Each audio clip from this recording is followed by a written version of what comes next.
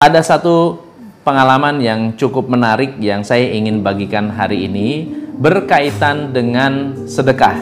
Kenapa ini menjadi menarik? Karena ada beberapa pertanyaan yang masuk. Coach, saya sudah memberi tapi kenapa kok rasanya nggak ada timbal balik? Kenapa saya sudah bersedekah habis-habisan tetapi hidup saya tambah miskin? Nah, saya ingin mengatakan bahwa saya tidak bisa menjawab pertanyaan tersebut karena saya tidak mengenal teman-teman sekalian yang mengalami. Yang saya tahu dan saya alami adalah saya bersedekah tapi ternyata hasilnya luar biasa. Nah, saya hari ini ingin berbagi tentang 8 aturan dalam bersedekah. Aturan ini berlaku untuk saya.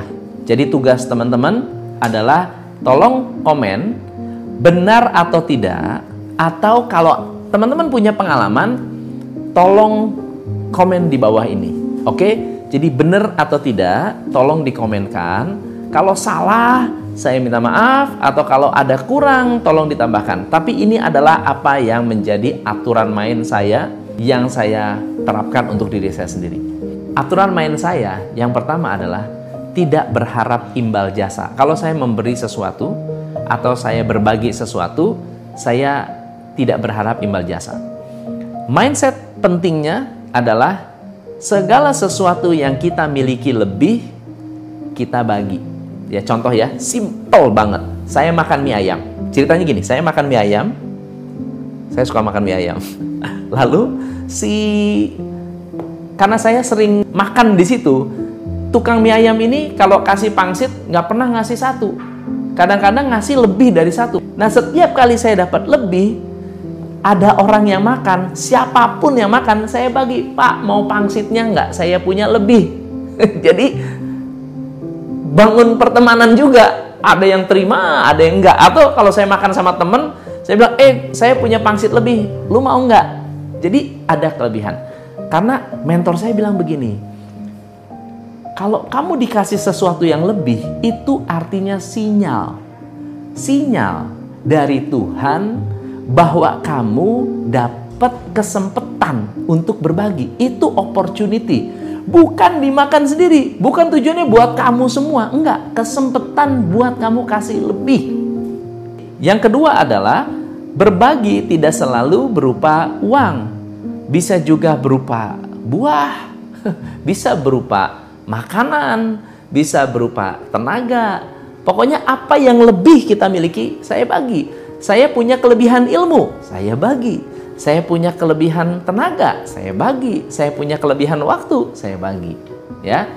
Yang ketiga, melakukan lebih dari yang diminta. Coba bayangin, Anda bekerja, lalu kemudian perusahaan tidak mengharapkan Anda bekerja lebih. Tapi Anda bilang, saya bisa bekerja lebih tanpa diminta. Perusahaan akan bilang apa? Kamu hebat. Akan selalu diingat. Akan selalu diingat bahwa ini orang selalu memberi lebih. Ya. Sama dengan customer. Saya selalu mengatakan, kalau saya bisa memberikan satu hal lebih aja, pasti akan ada kepuasan berbeda. Ya, kita dapat kepuasan berbeda. Contoh sederhana. Kalau customer minta invoice, Pak, saya minta invoice. Oke, setiap kali minta invoice, kalau saya kirim sesuatu, saya mikir, ada nggak yang bisa saya kasih ke customer ini? Mungkin stiker, mungkin brosur. Biasanya kita suka bawa dapat oleh-oleh dodol, dapat apa? Saya selalu selipin sesuatu lebih. Permen, apapun itu. Kita pernah bikin permen jahe, ya, permen jahe. Jadi setiap kali ada customer yang belanja atau beli paket atau beli apapun lah, kirim invoice, saya selipin tuh permen jahe 2 biji. Jadi dia bilang, ini apaan nih permen jahe? Ada sesuatu yang lebih. Jadi melakukan lebih dari yang diminta. Nah, ini yang keempat. Yang keempat ini saya dapat pelajaran yang sangat-sangat luar biasa. Ya, salah satu ustadz yang menurut saya keren banget. Katanya begini, kalau Anda punya 2 benda dua-duanya, salah satu dari dua benda ini akan dikasih ke orang, jangan kasih yang terjelek, kasih yang terbaik. Saya punya 2 celana. Saya pikir ini salah satu pengen saya lepas nih. Saya lihat mana celana yang kondisinya terbaik, itu yang saya kasih. Kondisi yang terburuk saya buang. Ya, ada 2 sepatu. Bukan kiri ada di kanan ya. Ada 2 sepatu. Ada sepatu yang bagus, ada sepatu yang udah jelek. Yang biasanya kita kasih yang mana? Kita kasih yang jelek. Jangan, kasihlah yang bagus. Kasih yang terbaik. Kalau ada yang terbaik, kenapa harus kasih yang terburuk? Kenapa? Opportunity. Toh dua-duanya nggak dipakai. Ya. Yang kelima adalah kalau ada kesempatan, jangan disia-sia. Setiap kali ada kesempatan, jangan disia-sia. Itu aturan kelima. Yang keenam, kalau kita niat ataupun tidak memberi, misalnya gini, ada orang minta uang, ada orang minta tolong, jangan menyakiti lalu Anda memberi. Kan banyak kan begini, kamu nih minta terus, dasar gak mau kerja, memang nih males. Ngasih itu udah gak enak rasanya. Jadi siapapun yang kita bantu, ya jangan nyakitin lah. Jangan menyakiti orang yang kita beri. Nah itu, jangan, gak usah. Kalau memang ingin ngasih, ya ngasih. Kalau nggak bisa ngasih, ya jangan nyakitin. Gitu. Yang ketujuh adalah diem-diem lebih baik daripada buka-bukaan. Jadi kalau memberi sesuatu yang nggak usah di-sharing lah, nggak usah difoto, habis berbagi, habis apa, nggak perlu. Rahasia lebih asik daripada kalau kita buka. Jadi kalau bisa nggak usah ada yang tahu. Misalnya mau berbagi kemana, ya nggak usah diumumin lah, gitu ya. Dan yang terakhir adalah, yang ke-8 adalah memberi kepada orang yang akan mensyukuri nikmat.